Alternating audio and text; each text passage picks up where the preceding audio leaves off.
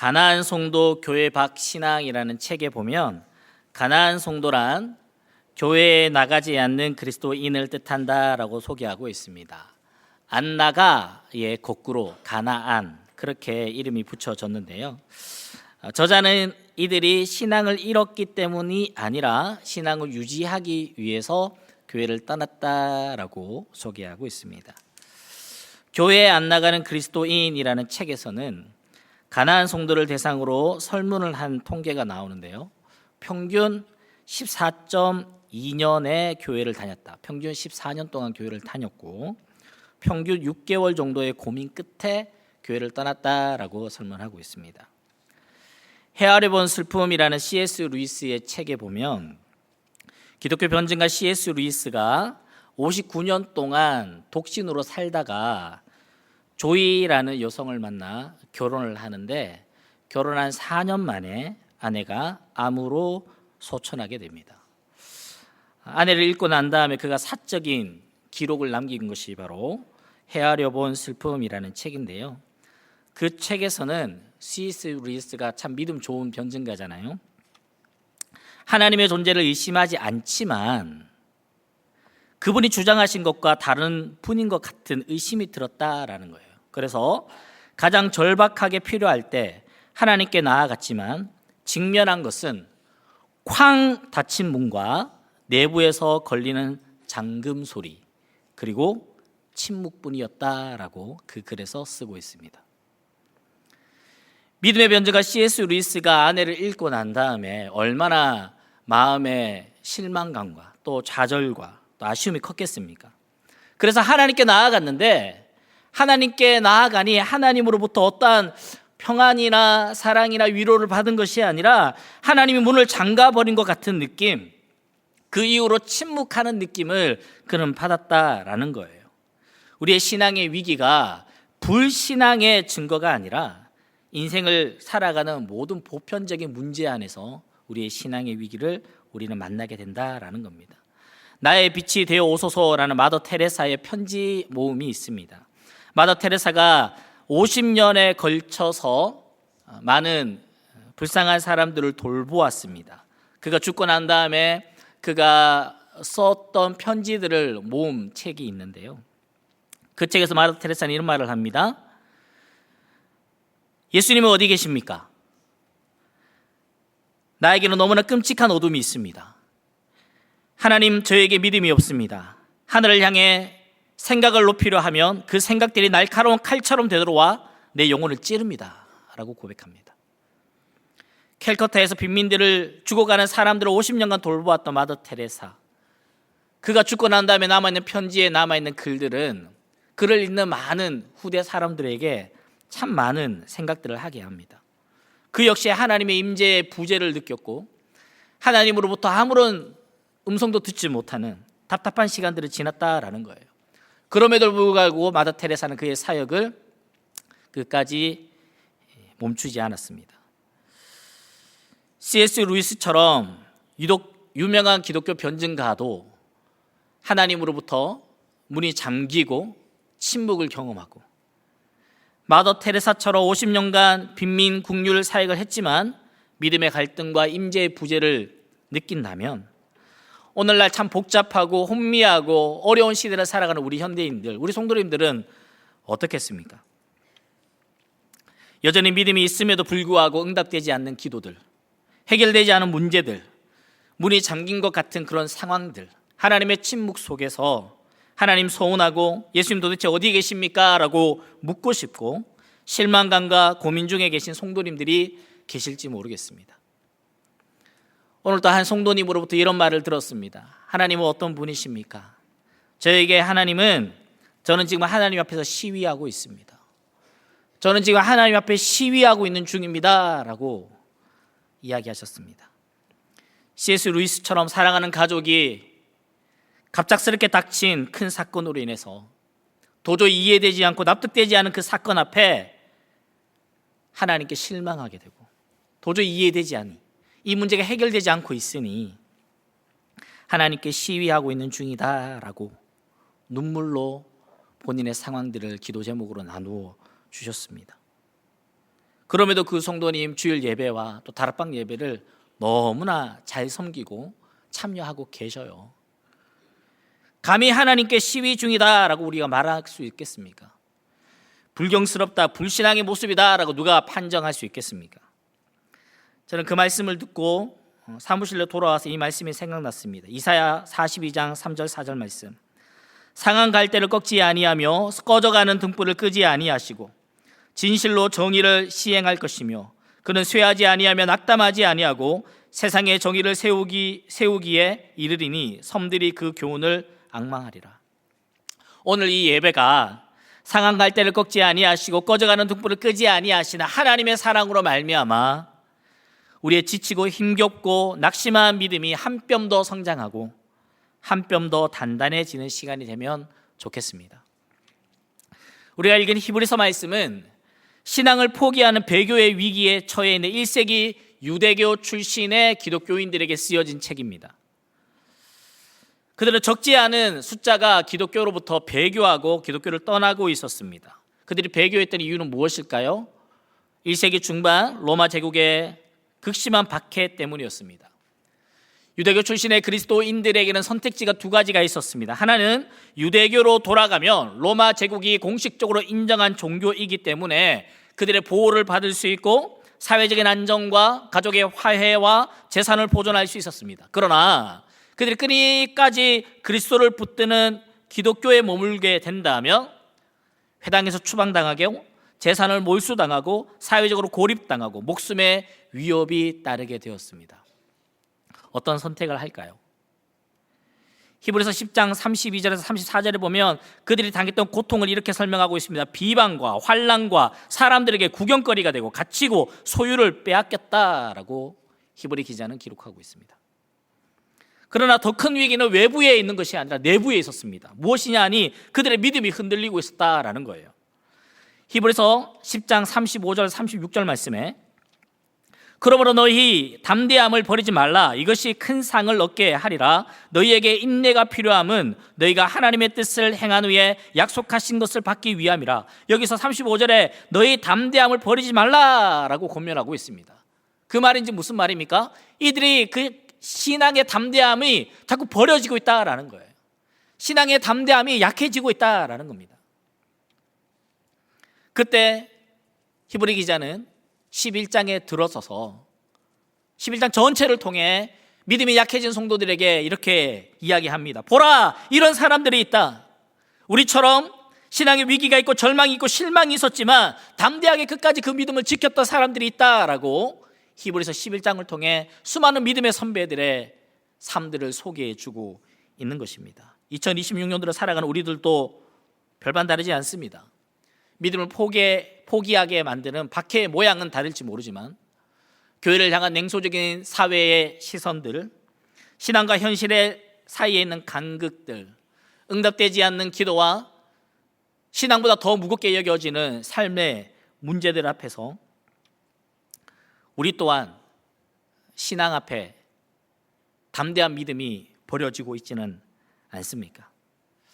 히브리서 11장을 설교하면서 히브리서 11장 전체의 키와 같은 중요한 말씀이 있습니다. 히브리서 11장 1절 말씀인데요. 같이 한번 읽어보겠습니다. 시작. 믿음은 바라는 것들의 실상이요 보이지 않는 것들의 증거니. 아멘. 믿음은 실상이며 증거다라고 11장 1절에 가장 강력하게 선언하고 있습니다. 실상은 헬라어로 법률 문서에서 재산이나 소유권을 보증하는 권리 증서로 설명되고 있습니다. 증거는 법정에서 반박할 수 없는 물증을 의미하고 있습니다. 그러니까 권리 증서요, 법정에서도 인정되는 도저히 누구도 반박할 수 없는 증거품, 이것이 바로 믿음이다라는 거예요. 믿음은 낙관주의나 그저 희망적인 사고가 아니라 법정적인 확신과 물증입니다. 믿음에 대한 확실한 증거가 우리에게 있습니까? 보이지 않는 이 믿음, 이게 증거입니다라고 내놓을 만한 증거 있습니까? 남제자반 집사님들과 매 주일마다 저녁에 제자반을 하고 있습니다. 지난주로 기억됩니다. 집사님들에게 이렇게 물었습니다. 복음이 구원을 주시는 하나님의 능력이다라고 성경이 이야기하고 있는데요, 집사님들, 복음이 구원을 주는 하나님의 능력 맞습니까? 아멘. 증거 있습니까? 복음이 구원을 주시는 하나님의 능력입니다. 아멘. 증거 있습니까? 우리 성도님들에게 묻겠습니다. 복음이 하나님이 주시는, 하나님 복음은 구원을 주시는 하나님의 능력임을 믿습니까? 증거 있습니까? 제가 증거 보여드리겠습니다. 바로 저와 여기 앉아 계신 여러분 한 분 한 분이 복음은 구원을 주시는 하나님의 능력이 됨의 증거인 줄 믿습니다. 제가 그 복음 때문에 구원받은 하나님의 능력을 경험한 사람이거든요. 제가 증거입니다. 여러분들 한 사람 한 사람이 복음이 구원을 주시는 하나님의 능력의 증거인 줄 믿습니다. 우리 그 증거로 살자고요. 히브리서 12장 1절은 이렇게 이야기하고 있습니다. 이러므로 우리에게 구름같이 둘러싼 허다한 증인들이 있다. 우리에게 구름같이 둘러싼 허다한 증인들이 있다. 무슨 증인입니까? 믿음에 대한 증인들 아닙니까? 이게 증거라는 거예요. 증거. 믿음은 바라는 것들의 실상이요 보이지 않는 것들의 증거다라고 이야기하면서 그 증거를 히브리서 11장은 수많은 증거들을 계속해서 열거하고 있는 것입니다. 그 12장의 믿음의 증거들이 11장에서는 에녹, 아브라함, 사라, 모세, 라합, 그리고 이름을 알 수 없는 수많은 사람들을 언급하며 믿음의 증인으로 소개하고 있습니다. 그렇다면 이들은 어떻게 감당할 수 없는 상황 속에서 감당할 수 있는 믿음을 보였을까? 두 가지로 한번 살펴보려고 하는데요, 감당한 믿음에서 감당할 믿음으로 나아가기 위해서 첫 번째로는 상 주시는 하나님을 믿으라라는 겁니다. 같이 한번 고백해봐요. 상 주시는 하나님을 믿으라. 아멘. 아무리 노력해도 달라지지 않는 상황들이 있습니다. 오랫동안 기도했지만 응답이 없는 것들이 있지요. 도저히 해결되지 않을 것 같은 문제들 앞에서 믿음보다 삶의 무게가 더 커질 때 우리는 이런 생각합니다. 이런 상황에서 믿음이 무슨 의미가 있지? 아무리 기도해도, 아무리 노력을 해도 전혀 달라지지 않고 오히려 더 나빠지는 경우들도 있는데, 이럴 때 믿음이 무슨 의미가 있지? 많은 성도들을 만나고 성도들의 기도 제목을 듣다 보면 자녀들이 어릴 때 교회 잘 다니다가, 중고등부 시절 교회 잘 다니다가, 청년 시절 교회 잘 다니다가 자신의 소망이 있어서 하나님께 기도했는데 하나님이 내 기도는 들어주지 않는 것 같아. 하나님의 응답이 없어. 나 교회 안 나갈 거야. 그런 친구들의 이야기를 많이 듣습니다. 정말 많이 듣습니다. 오늘 제가 대기실에서 찬양 부르면서 예배를 준비하는데 이찬영 목사님이 제일 앞자리에 나와가지고 이런 멘트를 했어요. 기억나세요? 하나님을 다 이해하지 못해도 신뢰할 수 있습니다. 저기 받아 적었어요. 요 대목에서. 학원 다니시나 봐요. 어떻게 이런 말을 해요? 하나님을 다 이해할 수 없지만 하나님은 신뢰할 수 있다고. 우리 너무 그런 일 많지 않습니까? 도저히 이해 안 되는 상황들 많지 있지 않습니까? 지금도 이해 안 되는 경우들이 있지 않습니까? 우리의 기도 제목들, 오늘 밤에 우리가 또 기도 많이 할 거잖아요. 그 기도 제목들 사실 다 이해 안 되는 상황들 아니에요? 하지만 하나님 신뢰하기 때문에 또다시 그 기도 제목 가지고, 지난주에 기도했는데 또 가지고 왔잖아요. 미안하지만 다음 주 또 가지고 올걸요 그거?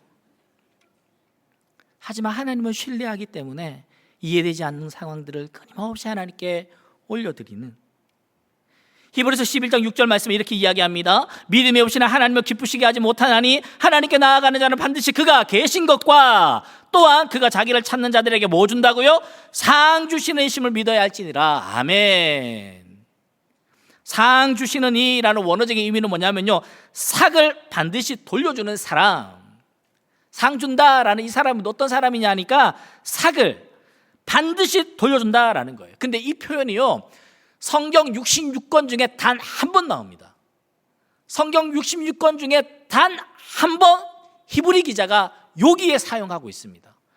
두 단어를 합성시켜서 이 단어를 만들었는데 마치 이거 표현하려고 신조어를 만들어낸 느낌이라고 신학자들은 표현합니다.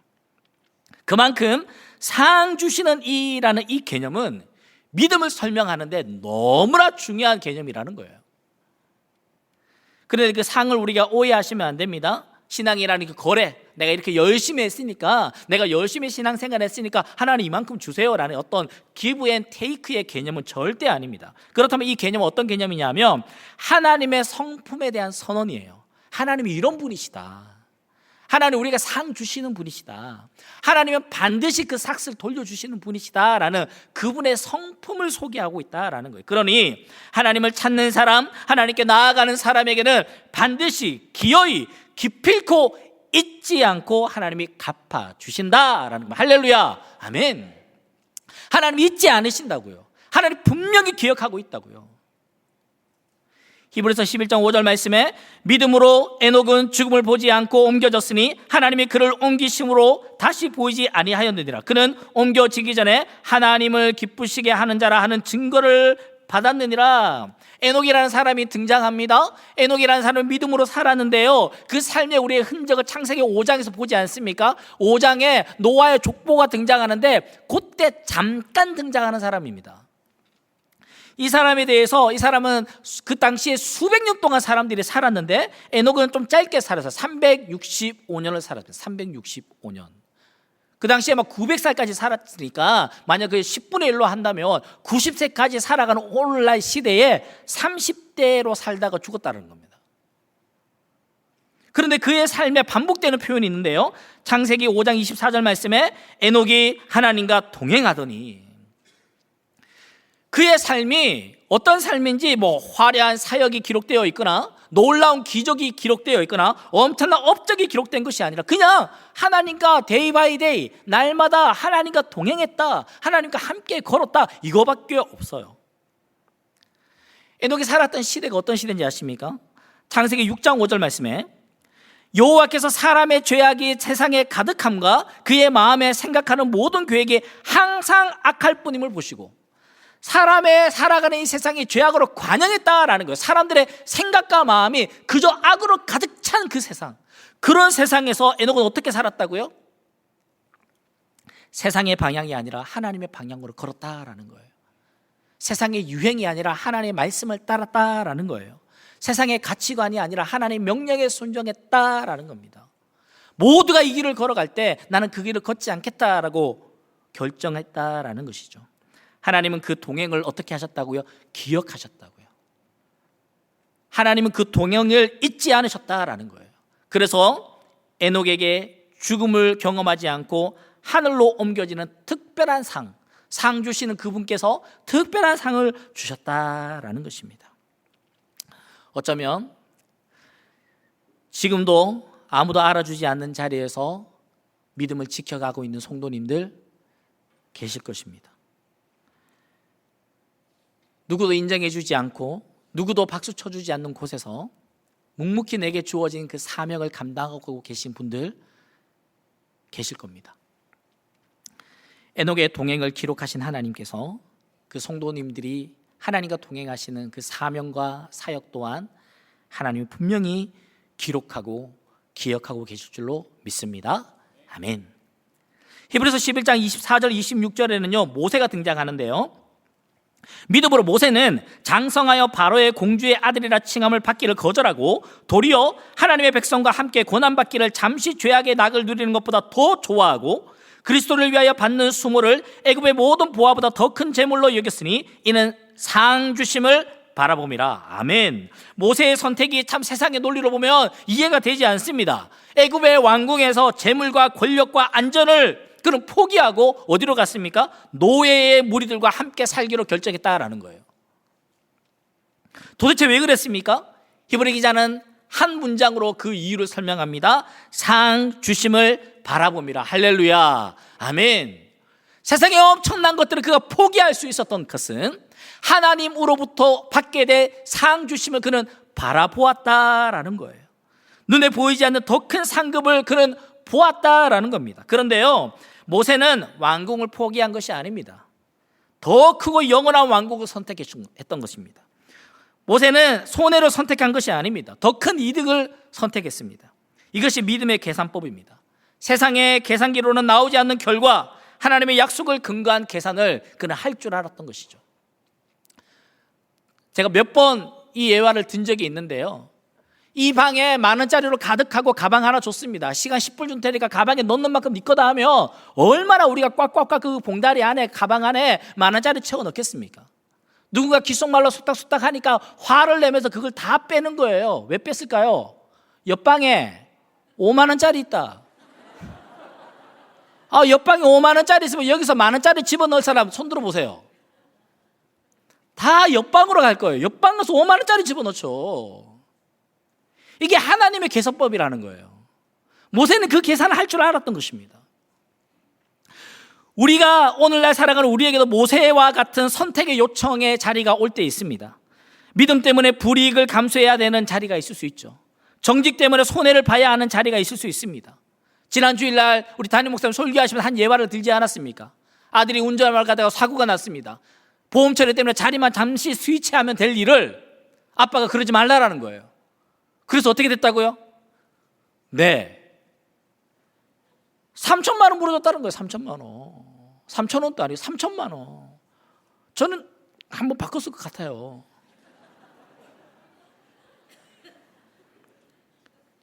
그 정직이 이 아들에게 평생의 레슨이 되고 값진 신앙의 교육이 되었을 거라 저 또한 믿습니다.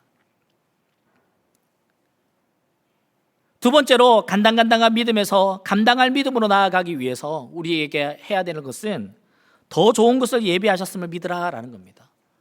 따라 한번 읽어볼까요? 더 좋은 것을 예비하셨음을 믿으라. 아멘. 인간이 겪는 고통 중에 참 힘든 고통이 있다면 미완성의 고통이라고 합니다.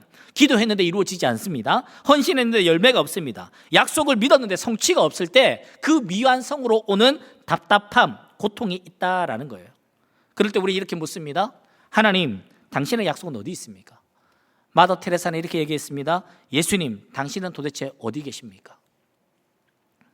히브리서 11장에 우리에게 위로가 되는 말씀이 있습니다. 11장 39절에서 40절 말씀인데요, 이 사람들이 다 믿음으로 말미암아 증거를 받았으나 약속된 것을 받지 못하였으니 이는 하나님이 우리를 위하여 더 좋은 것을 예비하셨은즉 우리가 아니면 그들로 온전함을 이루지 못하게 하려 하심이라. 아멘. 여기서 더 좋은 것이라는 헬라어로 크레이톤이라는 이 단어가요, 히브리서에서만 13번 등장합니다. 어떻게 쓰이냐니까 더 좋은 소망, 더 좋은 언약, 더 좋은 약속, 더 좋은 재물, 더 좋은 본향, 더 좋은 부활 등등등등등. 히브리서는 끊임없이 예수 그리스도 안에서 새 언약의 탁월함을 반복해서 강조하고 있습니다. 11장 40절에 더 좋은 것은, 이 더 좋은 것들을 우리 선진들이 아직 받지 못했다라고 이야기하는 거예요. 그리고 우리와 함께 완성되는 거다라고 설명하고 있습니다. 이 놀라운 말씀이 아브라함도 모세도 이름 없는 수많은 믿음의 선배들도 오늘 우리와 연결되어 있다라는 거예요. 히브리 기자는 오늘 이 글을 읽고 있는 우리와 연결되어 있다. 이 이야기의 완성은 예수 그리스도 안에서 우리의 믿음을 통해서 계속해서 이 좋은 것들이 계속해서 이어진다라는 표현입니다. 히브리서 11장 13절 말씀에 이 사람은 다 믿음을 따라 죽었으며 약속을 받지 못하였으되 그것들을 멀리서 보고 환영하며 또 땅에서는 외국인과 나그네임을 증언하였으니. 아브라함을 이야기하고 있거든요. 13절 말씀은 아브라함이 가나안 땅을 약속받았지 않습니까? 창세기 12장에 본토 친척 아비 집을 떠나 내가 너에게 젖과 꿀이라는 땅을 주겠다라고 약속했고 17장에서는 이 땅을 너와 내 후손에게 주리라라고 분명히 약속을 받았습니다. 그런데 아브라함은 그의 일평생 소유할 수 있었던 것은 사라가 죽고 난 다음에 그의 무덤을 헷 족속에게 400세겔 주고 산 막벨라 굴 무덤, 그게 아브라함이 가질 수 있었던 전부였습니다. 400세겔, 오늘날로 환산하니까 4천만 원에서 5천만 원 정도 되는 그 금액으로 산 무덤. 엄청난 약속을 받았지만 정작 아브라함이 누릴 수 있었던 것은, 정작 아브라함이 가질 수 있었던 것은 4천만 원, 5천만 원짜리 무덤 하나 있었습니다. 그런데 히브리서는 이 미완성을 비극으로 묘사하지 않습니다. 그것을 멀리서 보고 환영하였다라고 기록했잖아요. 멀리서 보고 환영했다. 이 말은요, 아직 다가오지 않았는데 끌어안았다. 내게 오지 않았지만 포옹했다, 이런 표현을 갖고 있대요. 히브리서 11장 16절에서는 또 10절에서는 이렇게 이야기합니다. 이는 그가 하나님의 계획하시고 지으실 터가 있는 성을 바랬다. 하나님이 계획하시고 지으실 터, 그냥 4천만 원 5천만 원 주고 산 무덤, 이게 아니라 하나님이 계획하시고 지으실 터가 있는 성. 그리고 16절에서는 이렇게 표현합니다. 그들이 이제는 더 나은 본향을 사모하니 곧 하늘에 있는 것이라.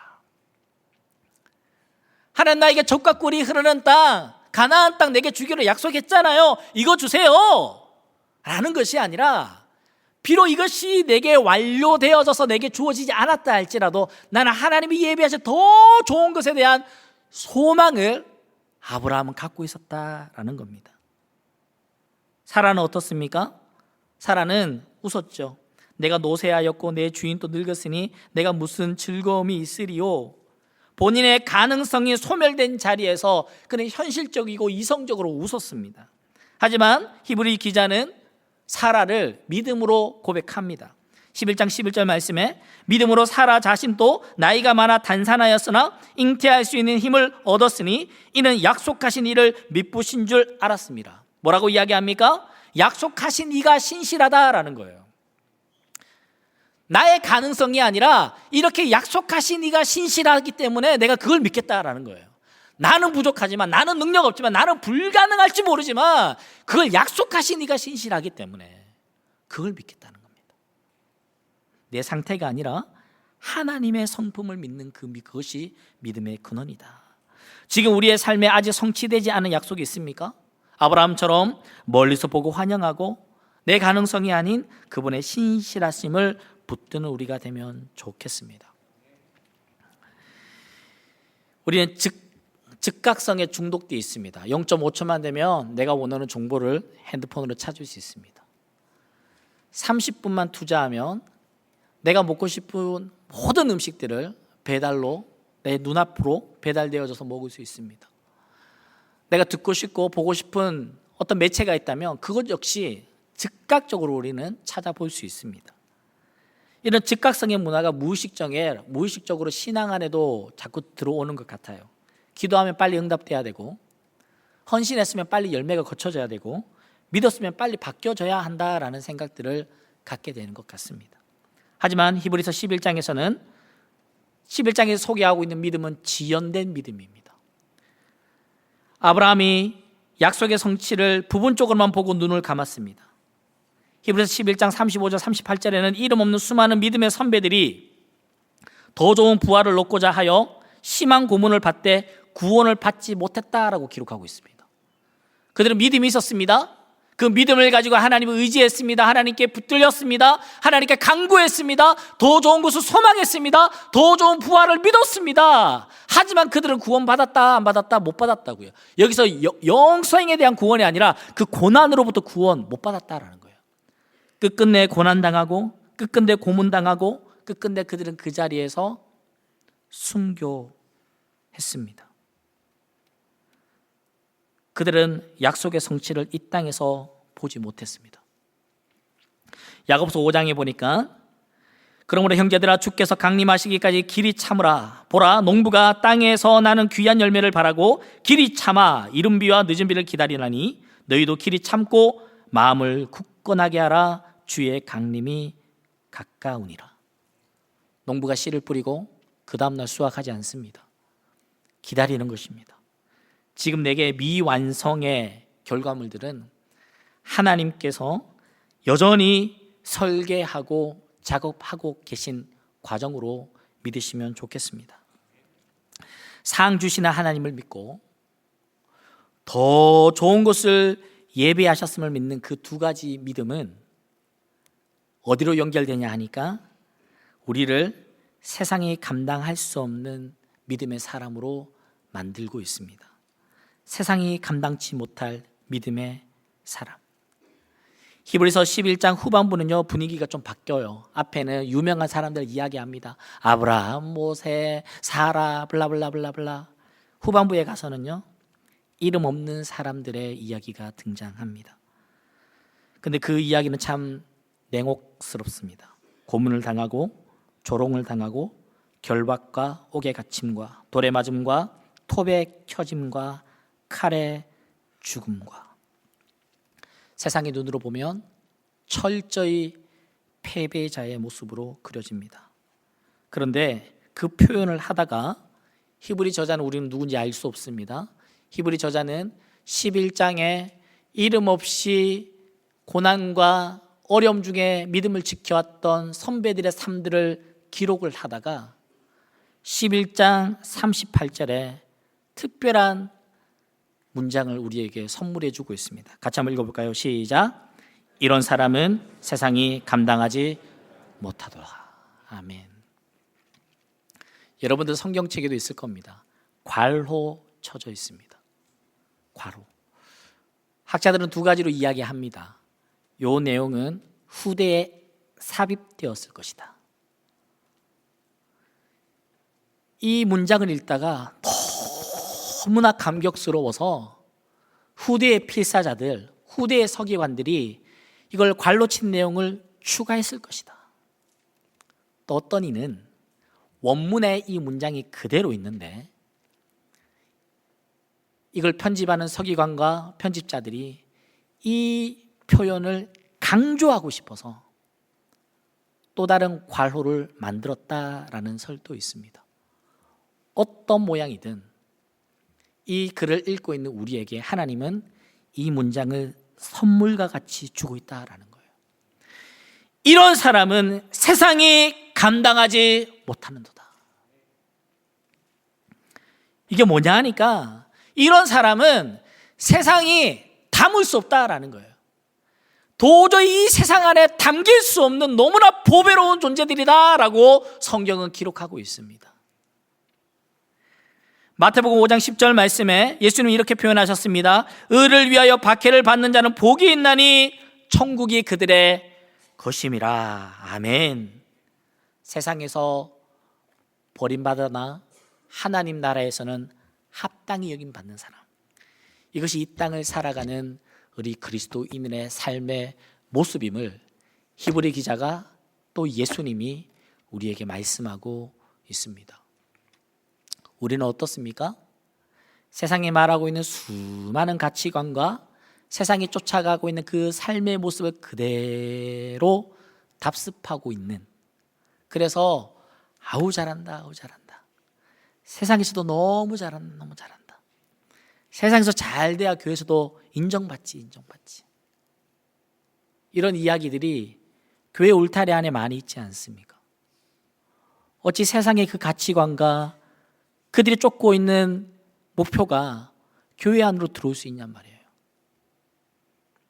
세상이 감당치 못할 사람이 된다라는 것은 능력이 탁월한 사람이 아니라, 더 강하고 더 많이 가지고 더 높이 있는 것이 아니라, 세상의 논리로 설명되지 않는 선택을 하는 사람이 세상이 감당치 못할 사람인 줄 믿습니다. 손해보지 마라, 네 거 먼저 챙겨라, 더 높은 자리에 올라가야지, 더 많이 가져야지.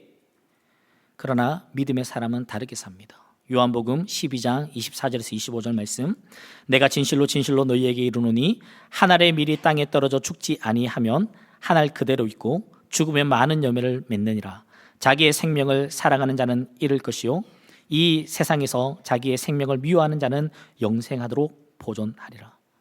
죽음처럼 보이는 자리에 열매가 있고 손해처럼 보이는 자리에 더 큰 것을 내다보며 극한의 상황에서 다른 선택을 할 수 있고, 아무도 없는 것 같으나 풍요를 나눠줄 수 있는 사람, 배반을 당해도 용서를 선택할 수 있는 사람, 세상이 감당치 못할 사람이 된다라는 것은 세상의 논리가 아니라 하나님의 논리로 사는 사람인 줄 믿습니다. 말씀을 맺습니다. 우리의 이름 또 그 목록에 있습니까? 우리의 이름이 히브리서 11장의 그 믿음의 선배들의 증거의 증인의 목록에 우리 이름은 있습니까? 히브리서 12장 1절 2절 말씀 다시 읽습니다. 이러므로 우리에게 구름같이 둘러싼 허다한 증인들이 있으니 모든 무거운 것과 얽매이기 쉬운 죄를 벗어버리고 인내로써 우리 앞에 당한 경주를 하며 믿음의 주요 또 온전하게 하시는 이인 예수를 바라보자. 11장에 언급된 구름같이 둘러싼 허다한 증인들이 있습니다. 그들은 관중이 아닙니다. 그들은 믿음으로 살 수 있다, 삶으로 또는 죽음으로 그 믿음을 증명하고 있습니다. 그 증인들이 지금 우리를 둘러싸고 있습니다. 그 믿음의 증인들이 허다한 구름처럼 우리를 둘러싸고 이렇게 말합니다. 하루하루 하나님과 동행할 수 있다. 멀리 보고 환영할 수 있다. 나의 가능성이 아니라 그분의 신실하심을 믿을 수 있다. 상급을 바라보며 왕궁도 내려놓을 수 있다. 더 좋은 부활이 있다면 죽음도 두려워하지 않을 수 있다라고 우리 믿음의 선배들은 구름같이 둘러싼 허다한 증인으로 우리에게 들려주고 있습니다. 그리고 그 증인들의 목록은 닫혀져 있는 것이 아니라 오늘날 우리에게도 여전히 열려 있습니다. 오늘 이 자리에서 간당간당한 믿음인 듯 하지만 감당하겠노라 선택하는 우리 성도들의 이름이 그 목록 중 다음 줄에 그 이름을 이어갈 수 있으리라 믿습니다. 목회 현장에서, 다락방에서 또는 순장반에서 성도님들을 개별 신방하면서 교회 곳곳의 섬김의 자리에서 오늘같이 예배의 자리에서 이름 없이 빛도 없이 구름같이 둘러싼 허다한 예수의 증인들의 목록의 이름들을 저는 오늘도 보았고 지금도 보고 있으며 내일 또 보게 될 줄 믿습니다. 지금 이 자리에 계신 저와 여러분들이 그 믿음의 계보에 올라가는 허다한 예수의 증인들 되기를 소망합니다. 로마서 8장 18절을 같이 읽고 마치겠습니다. 생각하건대 현재의 고난은 장차 우리에게 나타날 영광과 비교할 수 없도다. 아멘.